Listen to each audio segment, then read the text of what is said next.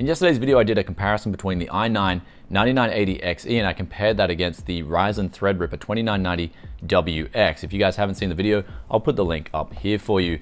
And basically in the comments section, thank you guys a lot for making me aware of this. I actually wasn't aware. I've been so busy burying my head with all things Tech Yes City in the last few months that I haven't had time to basically watch anyone else's videos out there.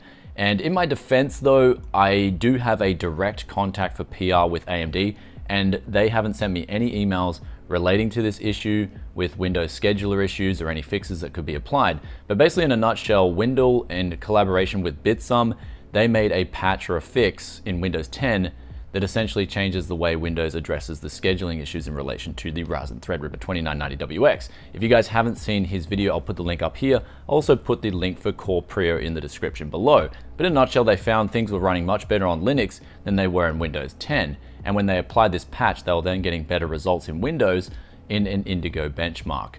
And so as soon as I found out about this, I immediately applied the fix, and then I reran all my benchmarks, and unfortunately I didn't find really any differences worth noting. In fact, the only noticeable difference was TimeSpy Extreme no longer worked properly after I applied this fix. But the weirdest thing with TimeSpy Extreme was when I took off the fix and then reran the benchmark, my GPU score was much higher than it was in the review. So that was the only difference I found. Windle said it made a difference to 7-zip, but unfortunately for me, when I applied this fix, it made no difference in the compression or decompression numbers. And I found when I downclocked my memory back down to 2133 megahertz, the results with 7-zip scaled in comparison to your memory speeds, which in that case, especially for the compression side of things in 7-zip, does indicate that it is bound by memory speeds in Windows 10. Now in relation to Windows 10 versus Linux, from what I researched, Linux is a superior OS at the core in the way it handles threads, its memory management. Basically, there's less overheads in Linux than there are in Windows 10. So things will run better in Linux in comparison to Windows 10 if they're the same program.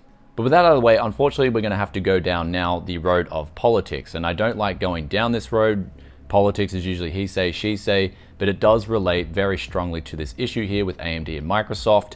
And this is where things get a little bit tricky, because at the end of the day, the 2990WX was a CPU, and I remember clearly being at the launch event, and a lot of the other tech reviewers and journalists that were there can say the same thing. Practically, I believe all those demos were set up as Windows 10. And this CPU, the Threadripper CPU, the WX, was targeted towards Windows 10 workstation users. So based on what I'm being fed, I then do my reviews based on the target consumer of these products. And so I can't really change things around. If you guys want me to test Linux with the 2990WX, I can do that certainly, but please let us know in the comment section below what benchmarks you'd like to see, or like what real world applications you'd like to see in relation to the 2990WX and Linux versus Windows 10. I can definitely get that done for you. It will take a bit longer, but if you guys really want to see it, I'll make it happen.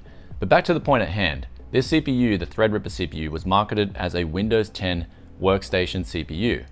And when I am fed that information, I'm then going to compare it against the 18-core Intel 9980XE in Windows 10 and run a variety of different benchmarks, and then basically give someone an informed opinion based off what the numbers I've benchmarked are. And in that case of yesterday's video, the recommendation still stands exactly the same. But here's where things start to get a little bit trickier, because AnandTech spoke with AMD and they went on the record saying that it is an issue that they're aware of and they are working with Microsoft to get it fixed. And so with that in hand, you know that there is an issue with the 2990WX in Windows 10. And that really doesn't help the end user who's looking to buy either the 2990WX or the 9980XE. That doesn't help them one bit if there's these politics going on between AMD and Microsoft. At the end of the day, a lot of people buying the 2990WX or the 9980XE are doing so.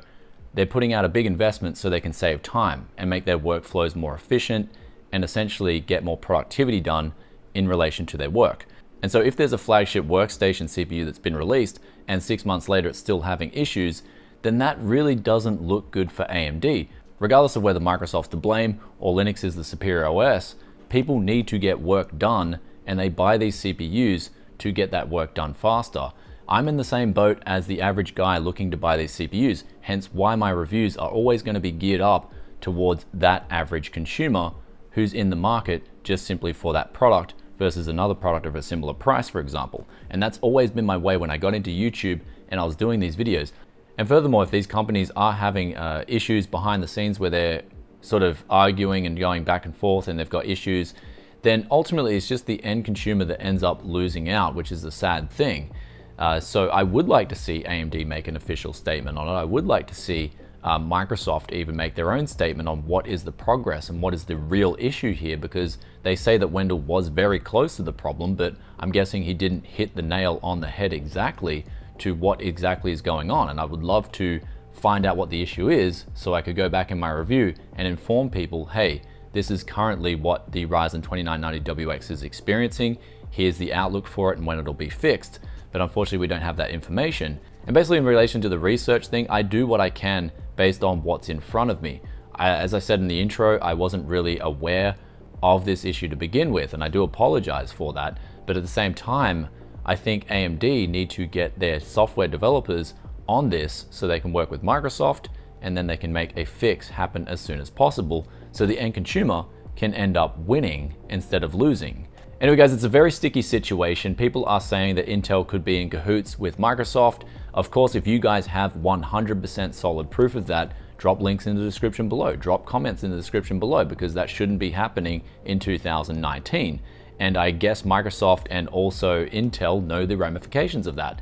But what is the real issue and what is truly going on here? I can only test that when it's coming from the horse's mouth. That is either AMD or Microsoft directly. Until I get those patches applied in Windows officially and it's supported by AMD and they make a statement on it, then I'm just going by these sort of fixes that, although they can make a difference, I'm sure, in my case of testing, it just caused crashing in Time Spy Extreme.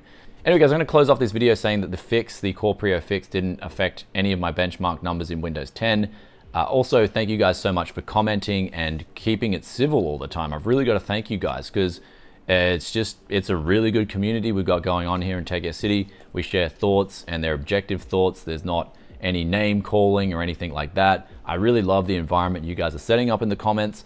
I'm going to get back to hustling soon, but to answer some other questions in the comments below, I use the X399 ASRock fatality board for the actual testing on the Threadripper side.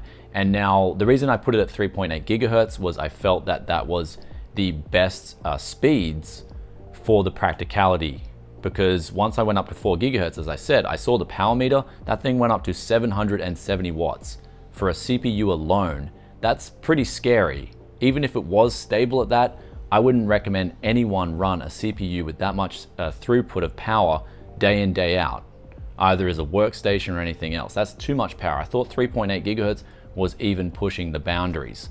In terms of the Intel, that went to 4.4 gigahertz with less power consumption. Obviously, it's got 18 cores versus 32 cores. So I like to look at a practical level of overclocks when I do these tests. And hopefully I did hit that mark. In terms of the Asus X299 Deluxe 2, I actually used that on the Intel side, not the AMD sides. Anyway guys, thank you so much for commenting, letting me know about these issues, and also liking the videos. It really does make me happy when the comment section is as civil as it is. And yes, I do apologize once again. I wasn't aware of the CorePrio fix at all. I mean, I may have seen a tweet about it, but I maybe have been during CES or something, and there's like a million other things on my mind where I just probably just flicked through it or something like that. But again, unfortunately, I'd love to see something official from AMD and Microsoft in relation to this issue. And until then, I just think we're drawing at straws, and I don't know the exact issue. And honestly, I'm not going to be AMD's beta tester for them. So hope you guys enjoyed today's video. If you did, then be sure to hit that like button. Also, let us know in the comment section below what you think about this whole issue. I really love reading your thoughts and opinions as always. And of course, if you enjoy the content enough, may wish to consider subscribing and hitting that bell notification. As soon as the videos drop, you'll be notified. And I'll catch you in another tech video very soon. Peace out for now. Bye.